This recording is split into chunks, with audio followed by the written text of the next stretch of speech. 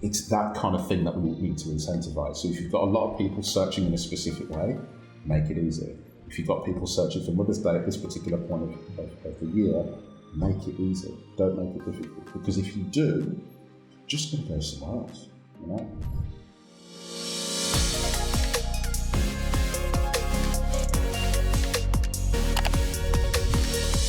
Hi, I'm Chloe from Zendbox, and I'm on a mission to get brands talking about how post-purchase operations affect the customer experience. And importantly, how to deliver on promises that mean you create loyalty that drives repeat purchases. Welcome to After the Buy Button, the show that focuses on post-purchase operations to help you improve your customer experience. I'm excited to welcome today's guest, Luke Carthy. Welcome, Luke. It's good to have you on the show. Cheers, Chloe. Thanks for having me. Great to have you. So you're an e-commerce growth consultant, and when people hear your name, they think SEO. But what I want to talk to you about is the customer experience, retention, and loyalty side of that after the buy button, because growth is about more than just getting traffic into the site, as I'm sure you'll agree. So can you explain a bit about what you do and what kind of problems your clients put in front of you every day? Yeah, sure. So really good question. So where I kind of get stuck in is anything between startup. So we've kind of got everything. We've got, everything in the line, and we kind of just need to expand. We need to get to a point where we understand where our friction areas are, why our customers aren't buying, all the way through to the opposite end, which is kind of like we're actually selling a heck of a lot of products, but we want to do better, we want to be more efficient, we want to step into the new age of transformation. Or even it can be as simple as help us build a team. Like, we don't know what we need, we just know the goal we want to get to. Can you help us to deliver that? But yeah, every client is completely different. And a lot of the times, which is really interesting, is the fact that the problem that is sold to me at the door is often not the problem that we end up resolving. It's like a piece of the puzzle rather than a comprehensive problem, which is always interesting to find out. That's great, and I'm sure that's the sign of a good consultant is actually finding, what they tell you might not actually be the right problem. But so what do you, with that, and then clients kind of coming to you, you must have a huge array of different problems that you're faced with, but are there any kind of big myths or misconceptions that people come to you, or that they think about SEO in general, that you then have to are challenged with providing the right story? Yeah, absolutely. So I think the first one, which is an unfortunate one really, but it's the reality of how things are, is people have previously been burnt with SEO. So It may have been, a bad relationship with an agency, or it could have been misaligned expectations, or whatever that rationale is. I think a lot of times it's kind of like, you know what, we've done SEO before, we can do so well, so let's not look at it. And the same can be true of any kind of acquisition channels, whether it's email, whether it's paid. But as I'm pretty close to the world of SEO, then that's the one that typically I see most often.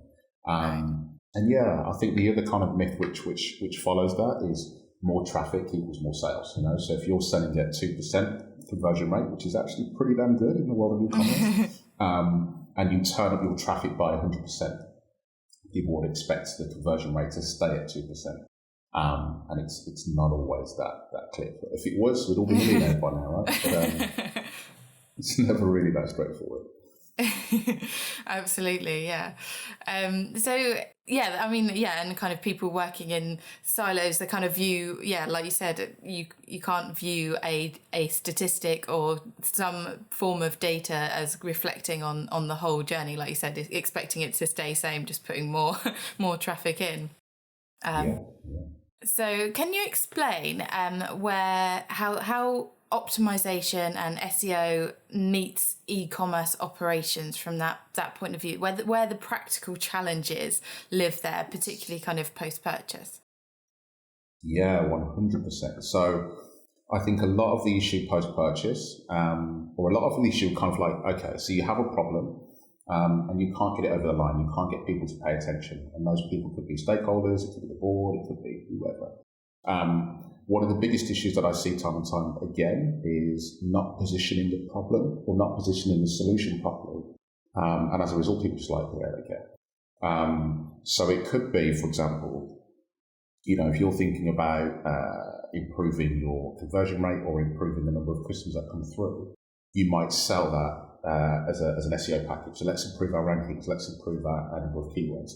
Typically, and it's a big sweeping statement, but typically a lot of stakeholders and senior decision makers don't care about organic traffic. They generally don't care about rankings and organic traffic.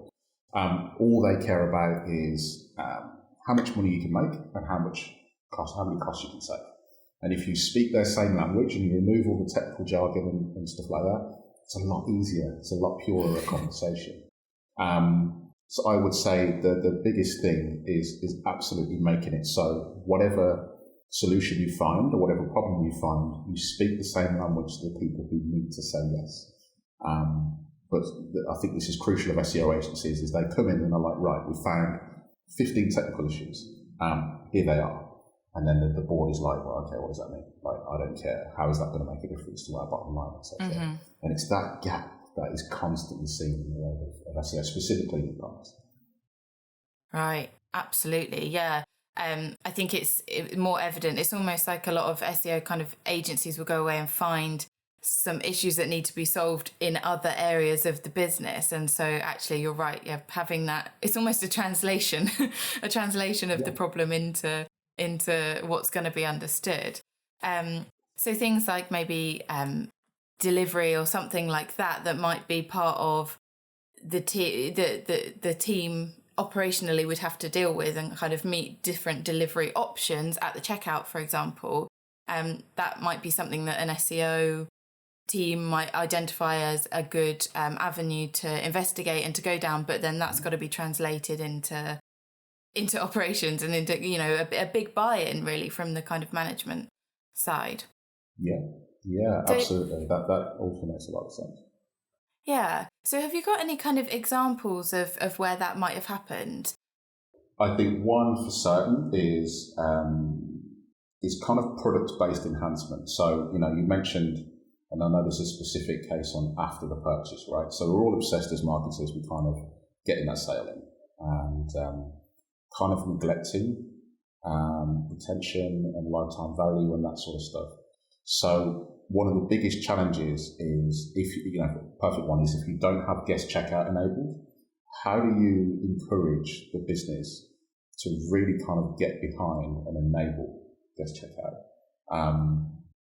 Because that helps everywhere. It helps first-time customers. It helps with repeat purchasers who just can't be bothered to create an account, especially if your account registration process is quite laborious. So, yeah, I think that's one of the key problems, and is kind of like where you've got multifaceted disciplines. So guest checkout involves development. It involves not necessarily SEO teams, but you've got to get product teams, you've got to get marketing aligned, there's messaging, there's email comms to say that you can improve. There's a lot of things going on. So you kind of have to position that in a way that it sounds really attractive to the board. If you've got the board and your key decision makers on point, that's kind of the previous point I've made, it makes it so much easier. Because there's no point winning over the marketing team and then the board of directors is like, no. There's no point winning over the development team and then the marketing team are like, no, because it's just not going to work. So if you have buy-in from the most senior part of the business you can get to, then that just unlocks doors. It makes things a heck of a lot easier.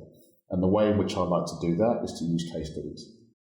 And that could be in the way of saying, look, ASOS did X. So the perfect example, actually, ASOS a number of years ago removed the mention of registration in their checkout flow. And as a result, they reduced their abandonment rate by half. So it's quite a dramatic change. I'd love to kind of know how they got that over the line, but I guess for this purpose, it's not really important, but it's kind of like, well, if ASOS can do that, then maybe we can get similar numbers. And then maybe even sort of echoing and demonstrating the pain of your customers by, going to like Argos, for example. So Argos is a notorious company for not offering guest checkout. And it winds me up as a consumer and it winds me up as a technologist. Because, Argos is purely, a lot of what Argos sells, sure, it's expensive, it costs a lot of money, but equally, you can just go in there and want to buy a kettle and toaster. Like, you've just moved house, you want to buy a cheap wardrobe, a bed for your kid, that kind of thing. You shouldn't have to go through a laborious registration process to do that. You really shouldn't. So, by kind of explaining the problem and showing case studies and showing, look, this is how it works, it almost becomes a no-brainer. So you then got the board kind of thinking, well, we need to do this. How do we do this? Like, make it happen. What do you need me to do? And once you've got that mindset switch, it's a heck of a lot easier to get people on board and get them to pay attention about, to what it is you want to change. Absolutely. So if companies are considering guest checkout or they've already implemented it, but then, like you said, there is this question around, well, how do we keep that retention and that loyalty if we do offer guest checkout? There must be lots of kind of ways, the next steps. What would be your advice and how would you approach that situation? Yeah, so I think to keep momentum going after you've got the initial piece of functionality rolled out, one is analytics. Like, just because you've launched it, don't forget about it, because it's important to showcase that something is still working. But I think also employ your other channels. So if you've got guest checkout enabled, then that kind of alleviates a number of pressures elsewhere. Maybe you could potentially look at flexing your minimum order value, because it's easier for people to now purchase, and maybe they don't need such a large basket if commercially it makes sense. Or even use your email marketing as an opportunity to kind of communicate the fact that you've now got guest checkout on, and equally kind of incentivize with offers and promotions and whatever else that's going on. But even more than that, you could potentially be in a situation where you shift because you've removed that friction at the checkout, could you now explore other opportunities to sell, what do you call them? I'm not going to say desirable, that's the wrong word, but almost impulse purchase products.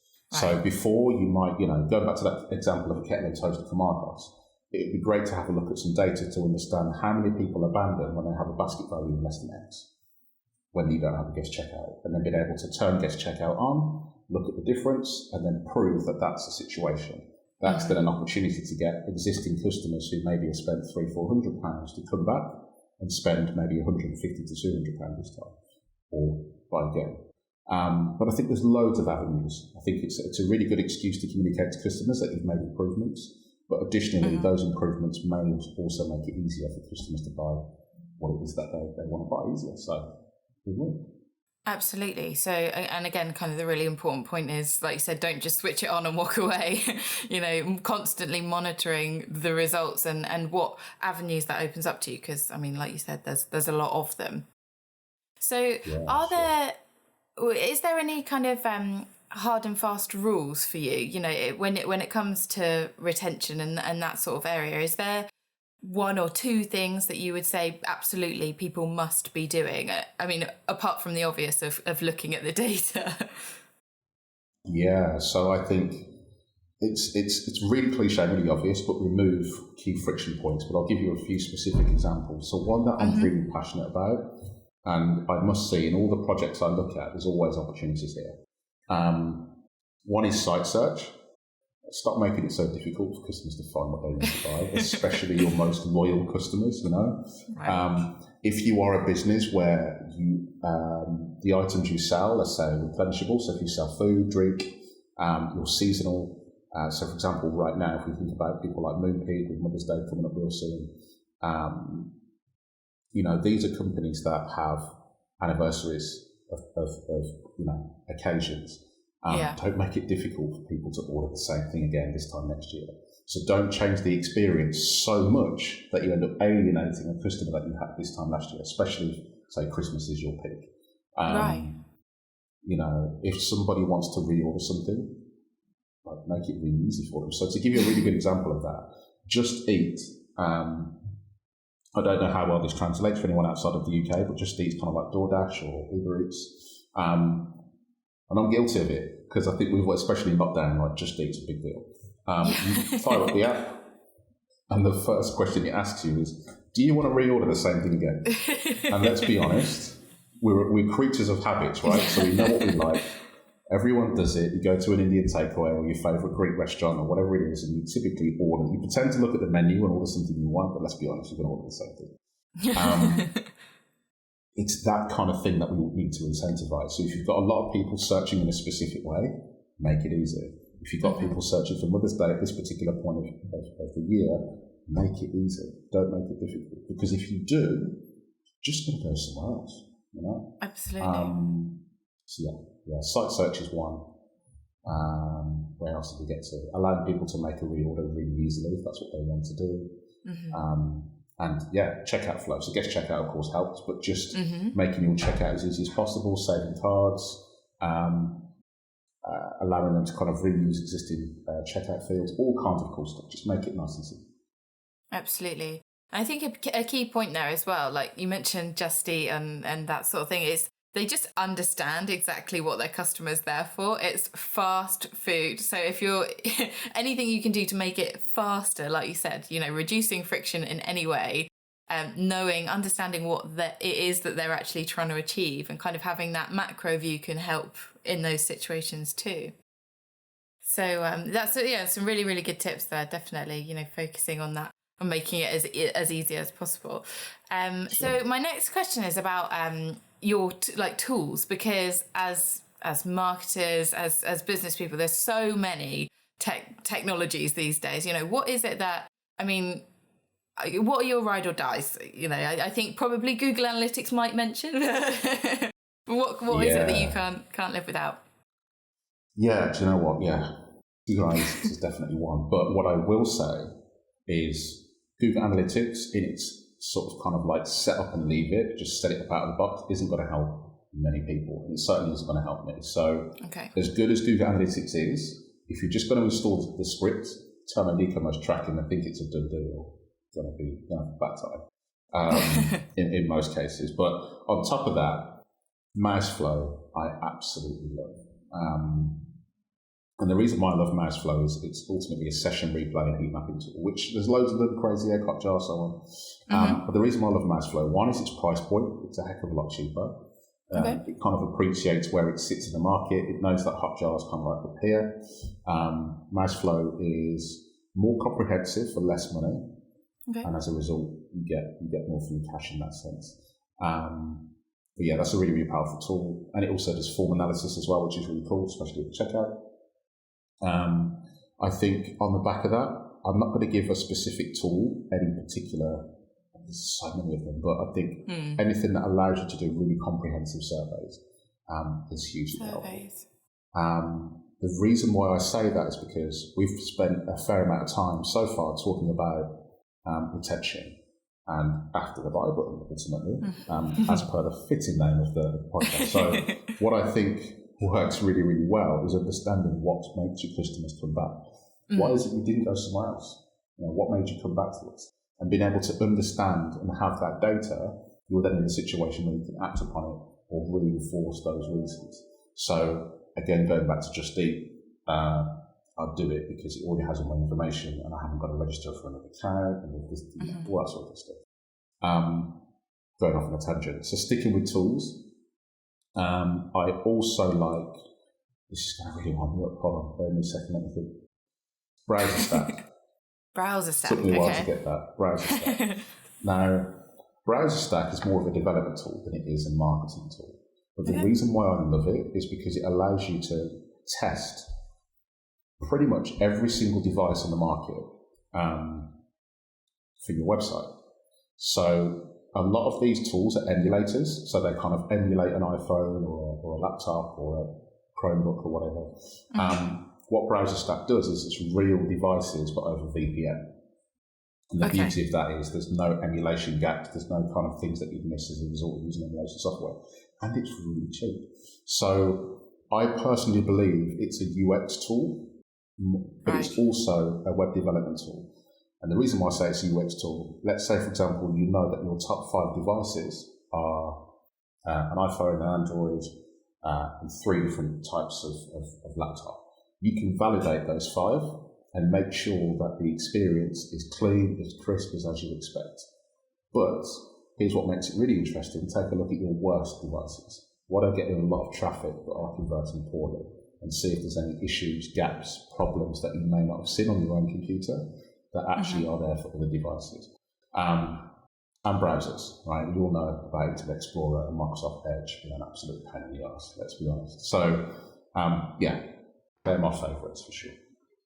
Great. Actually, there's some really kind of different ones there. So hopefully that'll be really useful. People can go and take a look and play around with these things. I mean, that's the beauty of it, isn't it? To just be able to see what you could access. And you've said like surveys and things like that. And again, it comes back to knowing the customer. You can have a huge amount of data and not actually know how to interpret it correctly unless you've got the customer's eyes on it, or that kind of view in your mind to actually understand where you need to be moving this data and what you're trying to achieve there. So some really interesting points there. And I think overall the fact that, I mean, normally I would ask how long it might take for somebody to kind of look at these and these things that we've talked about. Obviously, we've talked about quite a lot of different operations that you could go into. But I guess the point with SEO and optimizing, monitoring everything that's happening on your website is that it's a constant. You have to keep continuing to be there. And to understand the changing needs of your customer, the technology. So I think that point about the browser stack is really interesting to a lot of people. And I guess a lot of people wouldn't have realised. I mean, that's news to me, but probably because I'm not used to working in that environment. But that whole emulation versus an actual device, that's a really interesting point. Yeah, and I think the whole device testing thing is often a siloed responsibility. So normally you'd expect that to be taken care of. So in a smaller company, you'd expect that to be taken care of by web devs, or your web development team, or your product team. In a larger business, that would typically fall into into QA.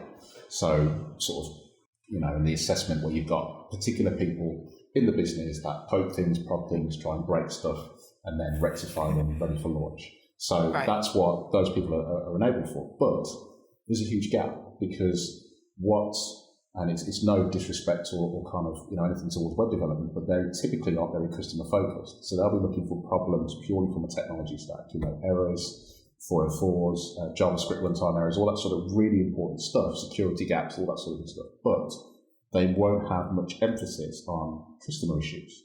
So sizes of things. Are things falling off the page potentially?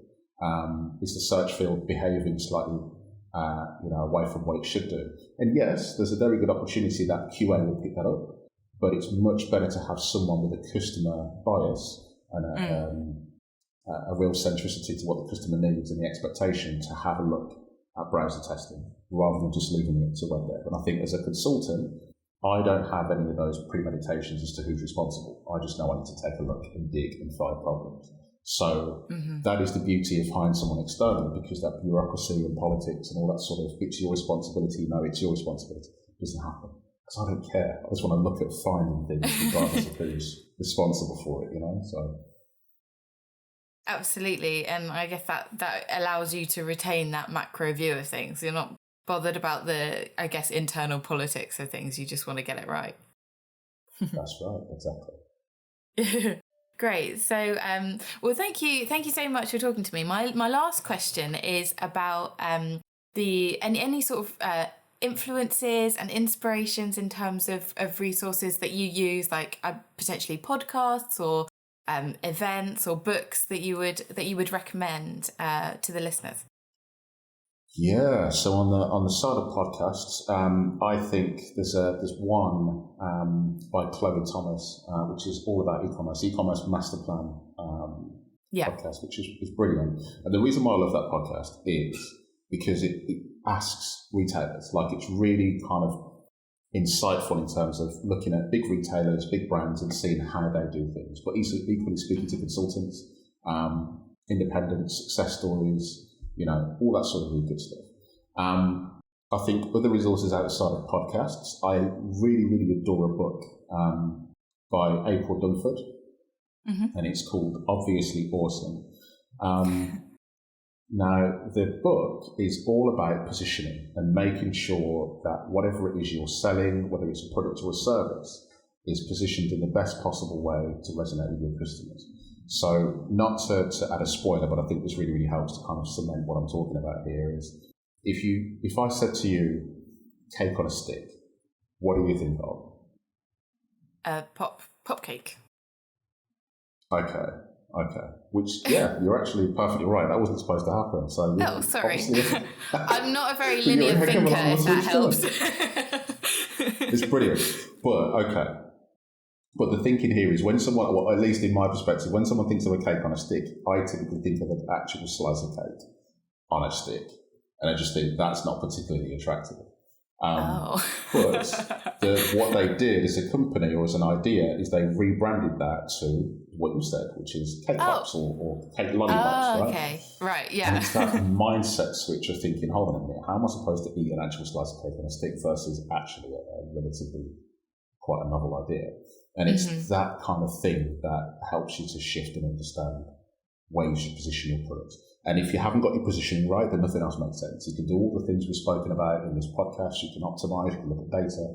But if your positioning is off, everything else is off.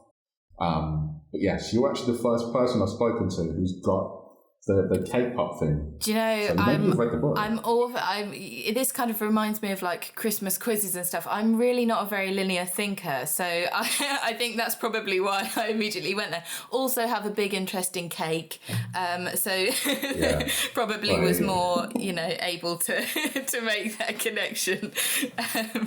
But that's great. No, I mean that book sounds great. I mean, obviously awesome just sounds like a brilliant title for exactly that, what you're trying to, the positioning of things. It needs to be obvious, doesn't it? And it does. Excellent. And, Chloe Thomas is, like you said, we're big fans of Chloe here as well. So that's definitely one that I would recommend too. So thank you so much for joining me today. It's been lovely having you. No, thanks again for having me on. I've really enjoyed it. Thank you.